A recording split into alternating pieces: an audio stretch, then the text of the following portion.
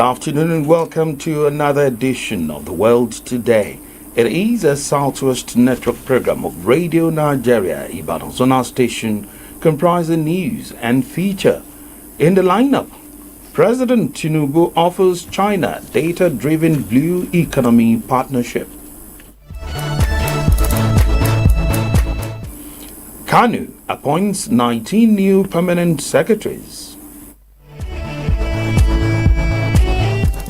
On the foreign scene, U.S. introduces new asylum rule.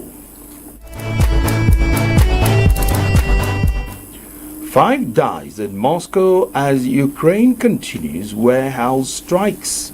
Heart of the Matter today is on the theme, breastfeeding for a sustainable start in life, strengthening what works, as the world observes World Breastfeeding Week, while feature is on Iyawo. My name is Stephen Agbaje. With me on the news is Feyi Shara Owomoyela. Good afternoon. Remember to join us on our live stream via www.radionigeriaibadan.gov.ng or watch us live on Facebook at Premier FM 93.5. As rainy season continues, let us keep warm to prevent cold. Now the details. Nigeria's permanent mission to the United Nations has disclosed that President Bola Tinubu has invited the People's Republic of China to partner Nigeria through the deployment and exchange of geophysical data across the country's nautical domain to unlock the vast potential of the blue economy. The mission said the proposal placed emphasis on strategic partnership, technology transfer, and data-driven collaboration rather than traditional development assistance. The disclosure was contained in a statement issued by the Office of the Nigeria's Permanent Representative to the United Nations in New York following a keynote address delivered by Nigeria's Permanent Representative to the UN, Ambassador Jimoh Ibrahim, at the United Nations Sustainable Development Workshop on High-Quality Development of the Marine Economy in Beijing, China. Representing President Tinubu at the event, Ambassador Ibrahim said Nigeria's vision is to leverage geophysical intelligence, marine research, and innovation to accelerate sustainable economic growth and position the country among the world's leading blue economy nations. According to the envoy, the president's invitation to China is driven by the belief that access to geophysical and oceanographic data would yield greater long-term economic benefits than reliance on foreign aid. He commended China for its leadership in advancing the global blue economy and reaffirmed Nigeria's commitment to strengthening bilateral and multilateral cooperation in maritime development. The Presidential Working Group on the National Policing Bill will submit an executive bill packaged to the President Bola Tinubu on the 3rd of next month as part of efforts to establish the legal and operational framework for the proposed state police system.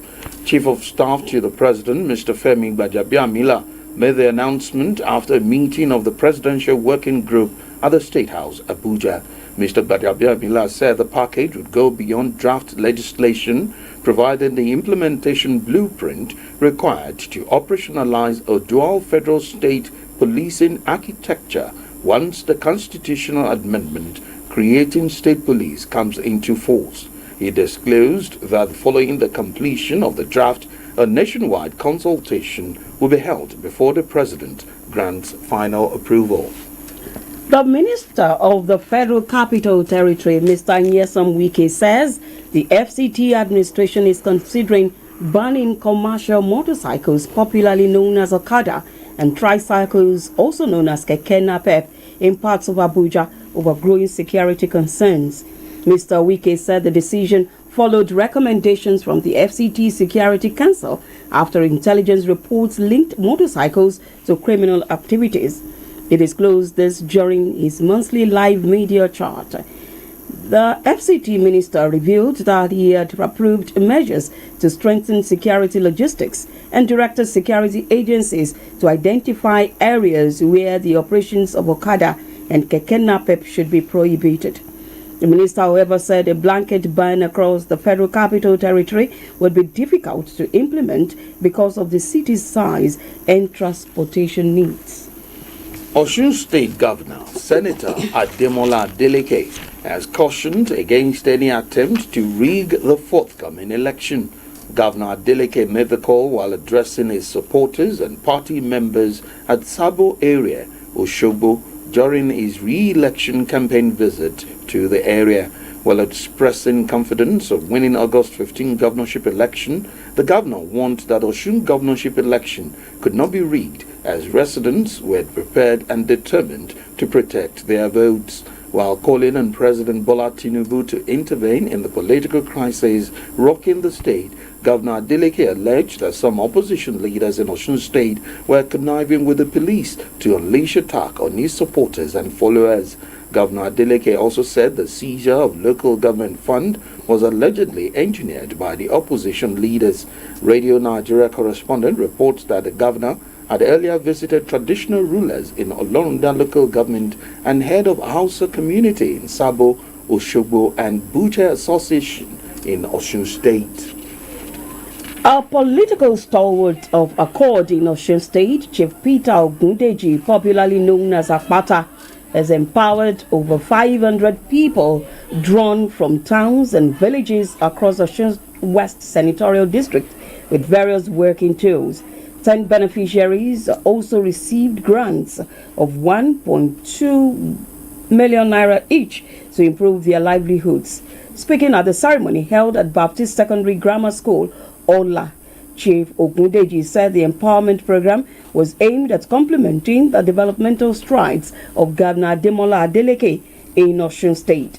He urged the beneficiaries to make judicious use of the items to improve their livelihood and support the re-election of Governor Adeleke to sustain the achievements recorded during his first term in office. We are doing all this in support of our governor, the person of Senator Nuruddin Jackson Ademola Adeleke. We want him returned for second time. So we are doing this to support our people and for our people to support the governor so that he can be re-elected second time. Chief Ogundeji urged the residents of Osun State who were yet to collect their permanent voter cards to do so to participate in the forthcoming election and vote for the candidate of Accord, Governor Ademola Adeleke. In a remark, the special guest of honor, Yeyelua Mudupe Olasani Adeleke, who represented the working tools to the beneficiaries,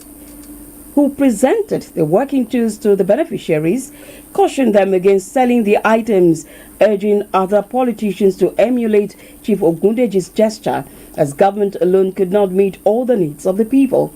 Some of the beneficiaries expressed appreciation to Chief Ogundeji for providing them with means of livelihood and prayed for the success of Governor Adeleke in the forthcoming election. Items distributed included sewing machines, hair dryers, generating sets, motorcycles, grinding machines, industrial freezers, an industrial shoemaking machine, clippers, mobile phones, and other equipment. Participants at the National Civic Engagement Summit organized by Oduduwa Charity, Humanitarian, Intellectual and Academic Foundation, OCHAF, have advocated greater citizens' involvement in governance and stronger local government administration. The event held at the Theophilus Ogunlesi Hall, University College Hospital, UCH Ibadan, drew politicians, artisans, professionals, women, youths and community leaders from all the 33 local government areas of your state, speaking on the theme, The People as the Government, the role of indigenous civic organization in government and nation building. The Oyo State governorship candidate under the All Progressives Congress, who is also the national patron of the foundation, Senator Sharafaddin Ali, encouraged Nigerians to back credible candidates in the upcoming local government elections in the state. Senator Ali stressed that effective local administration was crucial for grassroots development. In an address of welcome, the President General of the OCHEV, Mr. Iyola Olaiwola, emphasized that the indigenous civic organizations were vital partners in promoting accountability, community development, and good governance, while urging government at all levels to collaborate closely with grassroots organizations to effectively address the nation's pressing socio-economic challenges. Journalists have been advised to embrace long life learning to remain relevant and professional in the present technological-driven world. A lecturer of Public Relations and Advertising, Faculty of Communications and Media Studies at Ajayi Crowther University, Oyo Town, Dr. Samson Owulabi, gave the advice while delivering the 4th annual Tunde Oluwanike Memorial Lecture organized by the Nigeria Union of Journalists, NUJ, FRCN Ibadan Chapel, held at Studio One Broadcasting House, Dugbe, Ibadan. Dr. Owulabi, who noted that the future of journalism would not be determined by artificial intelligence, urged journalists to uphold ethical standards irrespective of platforms or technology. The Public Relations and Advertising lecturer said journalism profession, when practiced with the input of modern technologies, especially artificial intelligence, would enable journalists to meet modern journalistic demands and remain relevant. We need to make use of the emerging technologies, not to see them as a replacement for our jobs. We need to make use of them to speed up the rate at which we discharge professional duties in a manner that will make us to be relevant in an evolving world, and through that we'll be doing a lot for ourselves. In a remark, the Zonal Director, FRCN Ibadan Zonal Station, Mr. Olufemi Fulani, urged journalists to always seek for additional knowledge to be at par with current realities. Well, you are not fast, if you are not reading, people will leave it by hand. But if you update your knowledge, it will help you a lot. In their separate tributes, the Deputy Director, New Media, Dr. Olushola Agbola, and General Manager, Radio Nigeria, Sabari FM, Mr. Nofio Busari, described the late Tunde Oluwanike as a selfless, diligent, versatile, humble, and committed leader. The deceased wife, Mrs. Omolara Oluwanike, appreciated God, NUJ, and well-meaning Nigerians for their support since the demise of her husband. Earlier in an address of welcome, the chairman, NUJ, FRCN Ibadan Chapel, Comrade Oluwakayode Banjo, said the lecture was initiated to honor late Tunde Oluwanike, who until his death was the chairman of the chapel. The lecture was attended by the FRCN Ibadan Committee of Management, Chairman, NUJ Oyo State Council, Comrade Akim Abbas, and Chairman, Radio, Television, Theatre and Arts Workers Union Rotawu, Oyo State Council, Comrade Kende Olayade. The late Tunde David Oluwanike died in August 2013 in a ghastly motor accident on his way to Ibadan from Abuja. The Lagos State Government has announced a traffic diversion plan following the commencement of reconstruction works at Anthony Village bus stop. The Commissioner for Transportation, Oluwaseun Oshiemi, disclosed this in a statement shared on his X handle. According to him, excavation works have commenced at the bus stop as part of efforts to provide a lasting solution to the section of the road that has suffered repeated damage from heavy rainfall. He explained that the affected portion of the road will be reconstructed using interlocking stones to improve its durability. To enable the project to proceed safely, the state government announced a temporary traffic management plan for motorists using the corridor. The Kano State Government has approved the appointment of 19 new permanent secretaries and the redeployment of 14 permanent secretaries across ministries, departments and agencies in the state civil service. The state head of civil service, Hajiya Bilikisu Shehu Naimota, disclosed this in a statement signed by the Director of Public Enlightenment, Office of the Head of Civil Service, Rukaya Uba Sulaiman, in Kano. According to Hajiya Shehu Mainota, the appointments are a call to greater responsibility and selfless service to the people of the state. The posting follows the recent promotion of some deserving directors to the position of permanent secretaries, which was aimed at re-strengthening the machinery of government for an effective and efficient service delivery. While posting takes immediate effect, all handing and taking over are expected to be completed on or before Wednesday, the 12th of August, 2026. This is the world today, the stories that made the headline. President Tinubu has offered China data-driven blue economy partnership. Kanu has appointed 19 new permanent secretaries. Still to come, U.S. introduces new asylum rule. 5 die in Moscow as Ukraine continues warehouse strikes. Details shortly.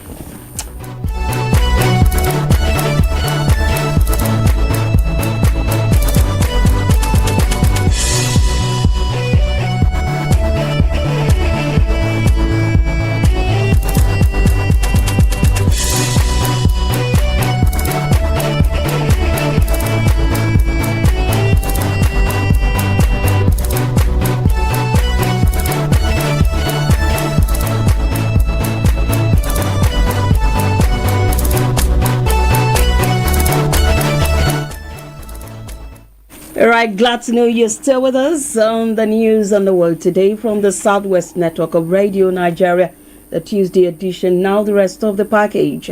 Breastfeeding is one of the major ways through which babies stay healthy. As the world commemorates this year's Breastfeeding Week, with its theme, Breastfeeding for a Sustainable Start in Life, Strengthen What Works, correspondent Oluwatose Igo Tegwono examines the benefits of breastfeeding in child's development.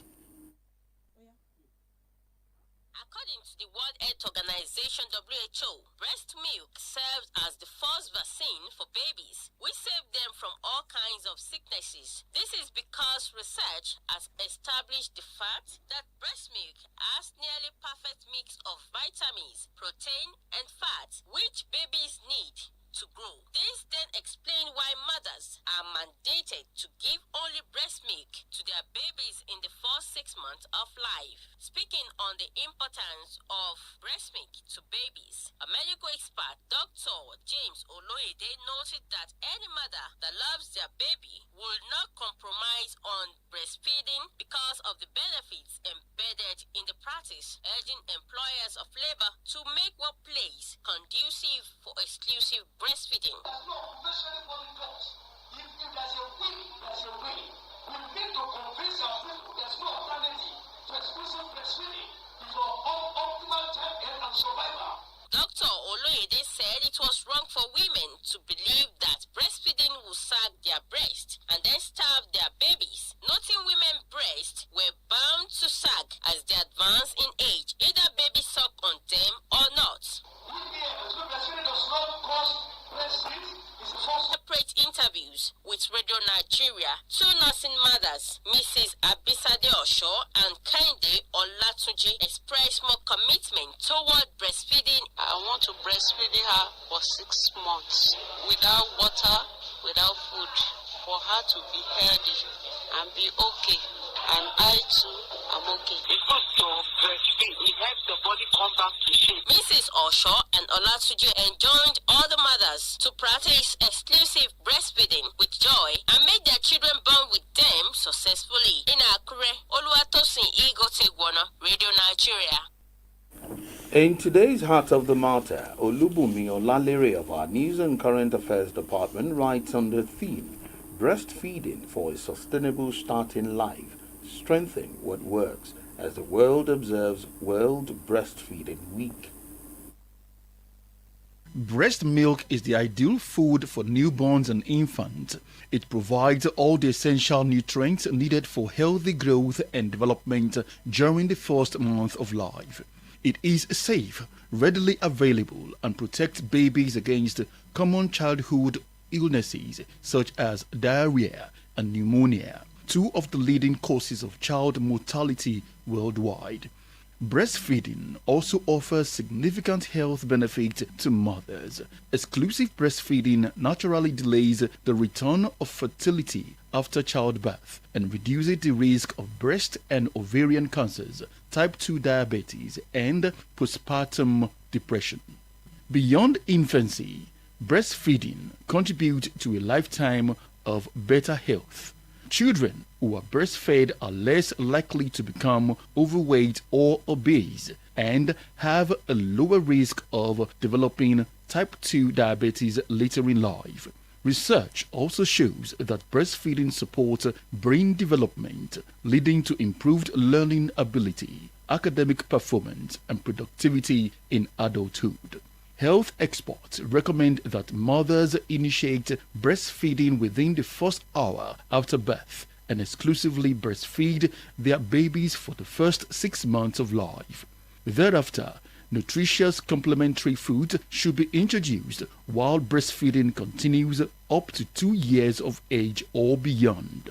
Failure to breastfeed adequately weakens a child's immune system, increases healthcare costs for families, and may negatively affect cognitive development and future productivity. Despite this proven benefit, breastfeeding rates in Nigeria remain below global recommendations. Many mothers face challenges such as inadequate maternity leave, workplace pressures, lack of family support, poor access to breastfeeding information, and aggressive marketing of breast milk substitute. Every first week in August is celebrated worldwide as Breastfeeding Week. The theme for this year says, Breastfeeding for a Sustainable Start in Life, Strengthening What Works. This highlights the need for government, employers, healthcare providers, communities and families to work together in creating an enabling environment where every mother can successfully breastfeed. Support systems should include paid maternity leave, flexible work arrangement, breastfeeding breaks, workplace crèches, lactation rooms, and facilities for expressing and safely storing breast milk. Communities should also promote peer counseling and provide access to trained healthcare workers and lactation consultants. Family members, especially fathers and partners, also have a vital role to play by providing emotional, physical, and practical support to breastfeeding mothers. As Nigeria joins the rest of the world to commemorate this year's World Breastfeeding Week, stakeholders must renew their commitment to protecting, promoting, and supporting breastfeeding. Investing in breastfeeding is an investment in healthier children, healthier mothers, stronger families, and a more productive nation. That script on the theme Breastfeeding for a Sustainable Start in Life, Strengthen What Works, as the world observes World Breastfeeding Week, was written by Olubunmi Olalere of our News and Current Affairs Department and read by Dayo Adenuga. And to the foreign scenes. In a move aimed at reducing the country's growing asylum backlog, United States has introduced a new rule allowing asylum applications to be referred to immigration judges without applicants first undergoing an interview. The change was announced by U.S. Citizenship and Immigration Services USCIS following a statement from the Department of Homeland Security. Report says under the existing system, USCIS handles affirmative asylum applications filed by individuals who are not in removal proceedings, while Department of Justice, DOJ, immigration judges adjudicate defensive asylum claims involving those already in removal proceedings. The new interim final rule permits USCIS to refer asylum applications directly to immigration judges without first interviewing the applicant. More than 150 migrants have been rescued after the boat they were using to cross the channel caught fire this morning. French authorities say the boat was attempting to cross to the United Kingdom when its engine caught fire. It said 157 people have been rescued and are being taken to port in Boulogne-sur-Mer. There are no reports of anyone having been injured or killed. It comes just a day after Prime Minister Andy Bonham pledged that his government would be relentless in curbing the number of people arriving in the United Kingdom on small boats. The French Maritime Prefecture said overnight 5 people on board the vessel required rescue, while the remaining people on board refused the assistance offered by the French patrol boats. Still taking news from the foreign scenes, at least 5 people were killed and 10 more injured in a Ukrainian drone strike on a warehouse close to Moscow overnight. Moscow Region Governor Mr. Andrei Vorobyov said an industrial site in Novolesky, Chekhov, about 69 kilometers south of the Kremlin, was attacked. Local officials said Wildberries warehouses were targeted in the St. Petersburg and Tver regions overnight. Russia also launched strikes against parts of Ukraine, killing at least 4 and injuring several people. Now to feature, Iyawo is a popular name for wife in most parts of Nigeria. What informed the name Iyawo? Let's join Olufunke Adeko for answers. The original word for wife in Yoruba is Aya or Iyawo. History has it that the name Iyawo emanated from incidents that happened many years ago in Iwo, Osun State.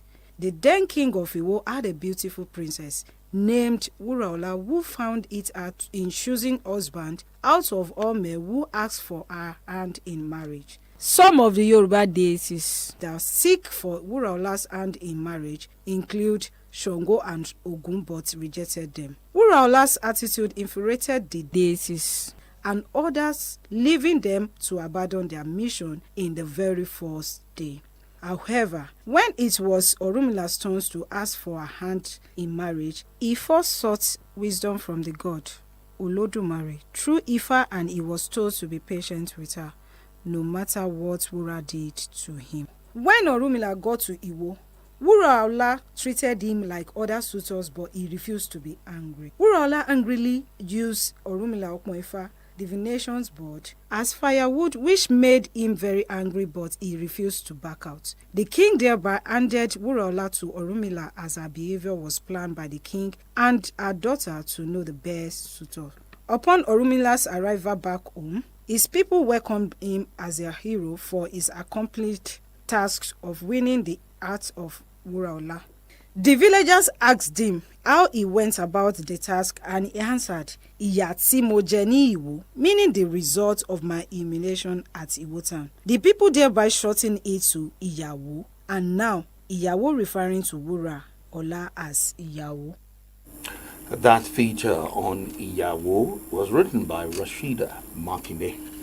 Okay, now to end the news on the world today from the stable of Radio Nigeria. Another look at the major items. Nigeria's permanent mission to the United Nations has disclosed that President Bola Tinubu has invited the People's Republic of China to partner Nigeria through the deployment and exchange of geophysical data across the country's nautical domain to unlock the vast potential of the blue economy. The Kano state government has approved the appointment of 19 new permanent secretaries and the redeployment of 14 permanent secretaries across ministries, departments and agencies in the State Council Civil Service. In a move aimed at reducing the country's growing asylum backlog, the United States has introduced a new rule allowing asylum applications to be referred to immigration judges without applicants first undergoing an interview. Well, that's it on the world today. Join us tomorrow for a fresh edition of the program. Lillian Ifomo edited. My name is Stephen Agbaje. Thanking you for listening. For my colleague Feyi Shara Owomoyela, good afternoon.